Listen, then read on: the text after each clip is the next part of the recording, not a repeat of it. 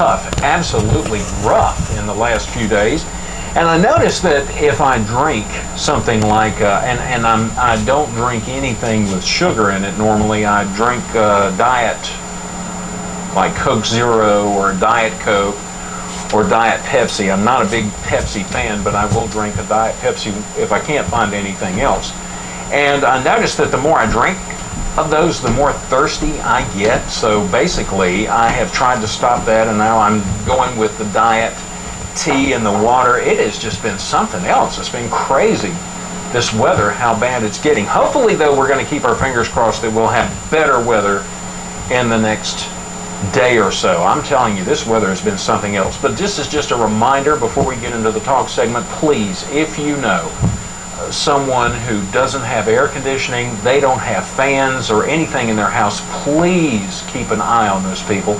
Because even though, it's hot outside, it's even hotter in the house, and people that just don't have air conditioning, especially the elderly, it's tough on them. So please, whatever you do, keep a check on your neighbors. This is the time of the year that, normally normally it's weeks from now when we start giving that warning to people, but now it's just, I'm not a big believer in global warming and all of that. I'm not, but, it makes you kind of think when you've got weather that's 10 to 15 degrees hotter than where it should be.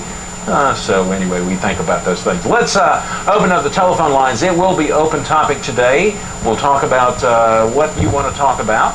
So if you've got a... Oh, no. I take these shows, Mark. Yes, sir.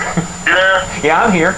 I take these shows, Mark. Uh-huh. And you get to talking, man, I had to rewind the tape because of all that talking, but you was telling the truth. We need to keep our eyes on people that we love and people we don't love because people don't have electricity. That's right. It is hot out there. It's hot, and you know what? You think about it, Mike, you take somebody who is, got some age on them. This weather is tough on people, and those that have medical conditions, breathing problems, people that have circulatory. Yes, sir. Yes. Hold on a minute, Mark. I only got a few minutes. I'm ready to start a fight. A fight? All right. Yeah, on television. Here we go. You know Big Jim? Big Jim from Martinsville, yes. Yeah, well, listen here. Tell Big Jim something. You been getting my emails? I haven't gotten any emails. Okay, well, I'm going to send you some more. I still saw news. Like I said, I've been telling him a story up here. He called out one day. He called me a liar, crazy, or something. Other people have done it, too. But the point I wanted to make, same people turn around and say, Mark Children was one of the most honest people that we have in this area, and I won't agree with that. Yeah, well, thank you. I do appreciate that. There are some people that probably don't think that may be so, that think I'm, they don't believe. I had just one man the other day that tried to say, wanted to know if I was in on some kind of conspiracy with the Rockingham County Sheriff's Office about a gun that was stolen. So there are those that might think to the other way. But you're saying that Big Jim basically called you out on the air? Yeah, called me out, said my word wasn't good, but he said yours was, some other people too.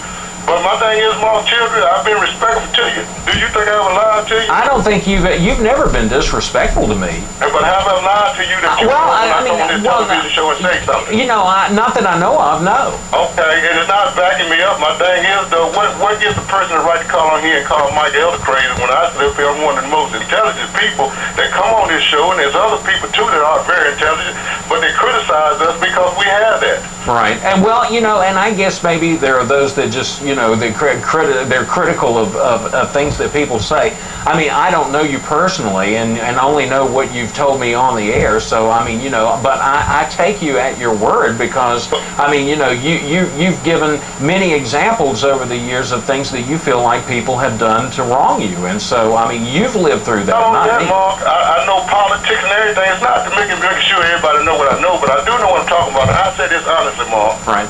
This area here, look at politics and stuff like that, people moving around, they redistricting. Right. That tells you something, Mark, because if you tell the truth and you treat people the way they elect you and vote you to treat them, when you come back in the community, there should be no doubt you have their support. Right.